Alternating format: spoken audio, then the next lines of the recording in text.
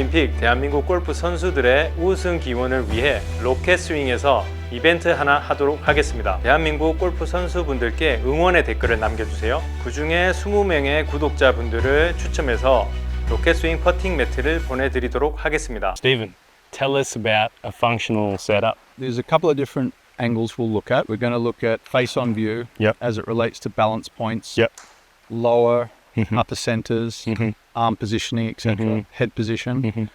We'll talk about down the line what we see posturally. We have balance points there as well. All right. Toes to heels, how much forward bend that we see in the student.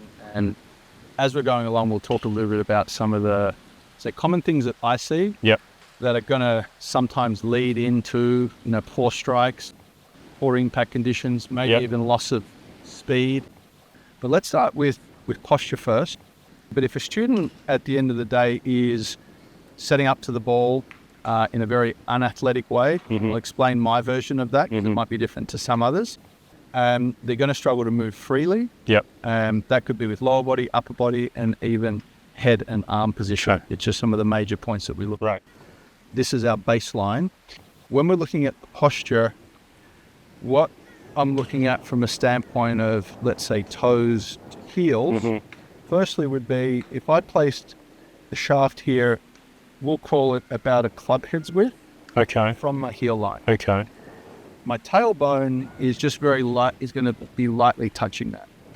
And we would sometimes see students with the tailbones way too far out. It tends to put, let's say, a lot of the pressure back into the heels. They might have to then fight getting more over the ball. Versus someone who's, let's say, the tailbone sitting way too far underneath them, and they tend to stand up pretty straight like this. So we have those two kind of opposite ends of the spectrum, and often I'll get the student to place a club head at the heels. They might be up against a wall, and as long as they're not, let's say, pushing back on that, just slightly touching it, they tend to get, let's say, the right amount of knee flex, and they tend to have the balance points at the beginning stages set in pretty good shape. Knee flex is a little bit personal because it can depend on the height. It can depend on upper body, lower body. But again, I find that if a student isn't sitting too far back or too far forward onto the toes, they're going to have an appropriate amount of knee flex. Now that ties into what we're looking at with regards to like forward bend. And I probably see two main patterns with golfers. They either tend to have a lot of curvature in the lower back, they kind of arch the lower back, and they look very stiff in the shoulders this way, potentially with too much hip angle, I would say, and often the upper body too much up in this position.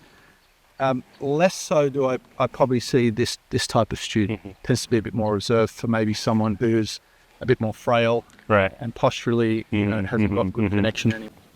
When we're doing exercises like deadlifts, we often do them in a fairly strong position with the tailbone back and with the shoulders protracted like behind us. But that's really not what we see with the best players in the world. What we do see is a very neutral spine to a point where if I engage my core and actually flatten my lower back, and I'm just using the shaft here, which you can see behind. Right here, I can slide my hand right in between my back, and my shoulder blades are pulled back. As I engage my core, draw my abs in, essentially take my hip line here and start to move it into a little bit more position where it's level to the ground. I start to get a little stronger in my core. It feels very different. This actually is quite weak and unengaged. This is actually engaged. You might even feel a little bit of a shake there if you're not used to engaging the core. So that's an important area because when we set, let's say, the lower part of the back into almost a fully extended lock position, it can actually be very challenging to move. And we see a lot of patterns where the golfer will get into a reverse position or they'll even overextend because of that reason. So we have flattening of the lower back.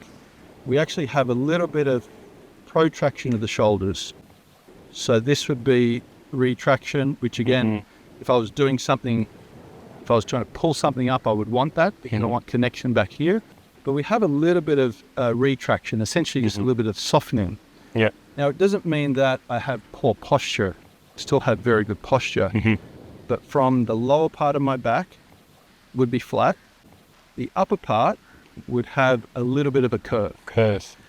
If I came in and you can jump in, and if you're in a very erect position, very stiff looking, if I got them to flatten out first, but they still were a little bit stiff in this area, or they may be like too upright, where we would often see from the upper part of the back and the back of the head touching. Now, this is just not a position that you see tour players in Right. at all. Imagine if I came in and kind of punched you here, you would kind of keel over because it would be painful, but you're really getting that from the T-spine versus being all the way like erect through this area. Right. So it's a small hunch for those that are too stiff, with the chin slightly down. Using what we call our foveal vision, which is our vision more towards, let's say, the object. And that gets all this a lot more relaxed. The eyes are close to the ground. Again, gone are the days where we see some tour players like this. And you can see that almost pulls your arms into a stiffer position. Yes. Again, versus being in this kind of more relaxed, chin down, shoulders are slightly retracted off. Yes. Yep, not protracted back. I mean, I probably would say 70% of golfers would be more stiff, tight, arms look tight, forearm. Yeah, like that. Versus where they're a little softer, or maybe too soft. Or and too soft. relaxed, where I have to almost get them to pull back. It's just not quite as common. So with regards to the arm hang, if I hung a club down from, let's say, the midpoint of the shoulder here, that's going to bisect the center of your hand position. So if your hands got a lot closer to your body, that would be a checkpoint there. See that the hands are too far inside. Right.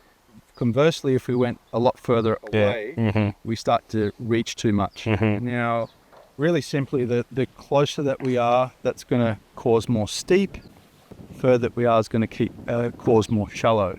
I don't mind for the driver often seeing a little bit more reach. I think that's quite common because of the way that the release works and how the shaft works in the ball. So with a 7-iron, with a stick on my shoulder, it should go down through my center of the grip. The middle of your hands. Okay. As a checkpoint. Yep. Kind of bisecting somewhere here. Okay. Let's say from back here, I would say you could get a little bit more this way. Okay. Wow. Was I being a bit... Sitting back. Okay. That would be my checkpoint. Okay. And again, it can vary a little bit depending on height. Just say that that's pretty close there. And we have this idea of shoulders quite strong here in the back where the abs are switched on, chin slightly down, arms look nice and soft. So there is still some connection there, but it's not so extreme if you want to have your shoulders pulled back in that manner. Keep the left foot in a fairly constant position, and then we're moving the ball back on the arc, again, depending on the shot shape. So I would often teach a little bit of opening of that foot. 구독, 좋아요, 감사합니다.